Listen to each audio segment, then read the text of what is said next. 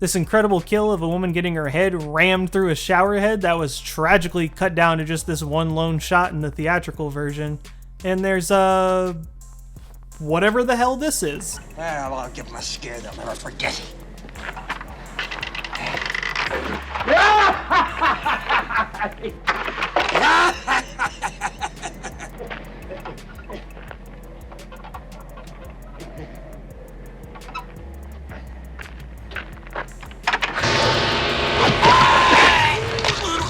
This is yet another 80s horror movie whose final cut was relentlessly butchered by the MPAA, so unfortunately some of the best effects didn't even make it into the movie. But some additional footage was found and restored to the film in an extended cut in the late 2000s right before the reboot came out. But if you're cheap like me and just want to stick with the one that's on the streaming sites, unfortunately then you're saddled with the theatrical version. Get the fuck out of here with your $20 Blu-rays for this movie. I can get 4 Hereditaries for that.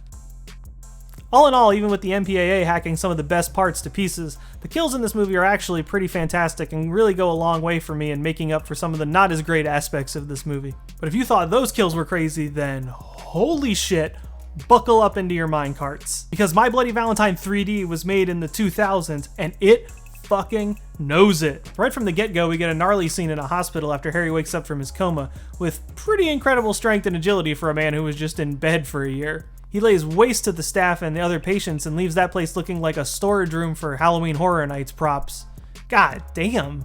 I will come down hard on this movie, not only just for all the crazy CGI bullshit nonsense, but also for an insanely long and gratuitous sex scene that turns into a full nude murder scene that goes on for minutes and minutes at a time. I'm sure some people will chalk it up to, hey man, 2009 was a different time. But come on, Obama was in office already. We had change. I could not watch this entire scene without thinking about how this poor actress must have spent days, or maybe even weeks, shooting this excessively unnecessary scene butt-ass naked the entire time. Not cool, My Bloody Valentine 3D. Not cool. However, also in that scene, in the few frames of footage where the terrified naked woman isn't on screen, this happens. Oh, and also this.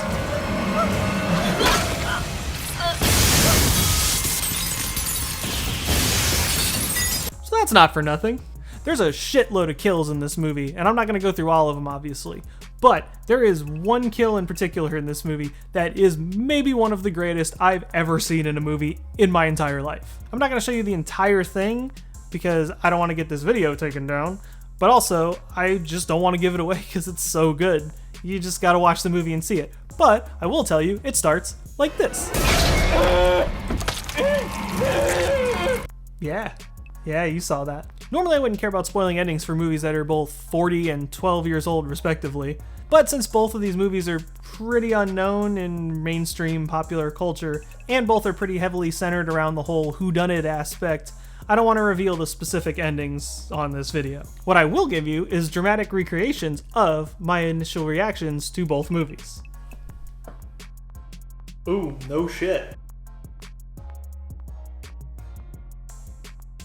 Oh, no shit. So in the end, who cares, right? The real question is, who came out on top? Who grabbed the other one, heaved their ass over the ropes, and dropped them on the floor? Picking the champ for this one was actually a little harder than I anticipated it being. The original My Bloody Valentine has more of that 80s charm that I love about 80s movies, particularly when it comes to 80s horror. But honestly, outside of that very specific brand of 80s charm, it's not the greatest movie. Don't get me wrong, it's good. I really enjoyed it. If you're not a horror buff or a real 80s head, I probably wouldn't recommend it. You don't need to go out of your way to watch it. Conversely, I went into the 2009 version expecting to pretty much hate every single frame of it. But even with the movie filtering through that cynical lens I put on it myself, I actually found it fairly decent. The story I think was more well told and had a better payoff, and it's much more well acted. The cinematography and not great CGI and just overall vibe of the movie were so painfully 2009 though, so that's a pretty big con for me in general. But mostly, god damn was all that 3D shit just fucking awful. Really awful. Like, so awful. As a remake though, it did a pretty good job of taking what made the original and then kind of reworking that slightly and finding new ways to iterate on it and make it its own thing while still honoring the original one. It took the same general idea, setting, characters, and killer and found a new enough and more interesting story to tell within that world, with enough nods and winks to the original while still existing as its own movie. So, if you find yourself surprised by what you think I'm about to say, that sure as hell makes two of us, because I declare the winner of the inaugural Split Screams Reboot Rumble to be My Bloody Valentine 3D.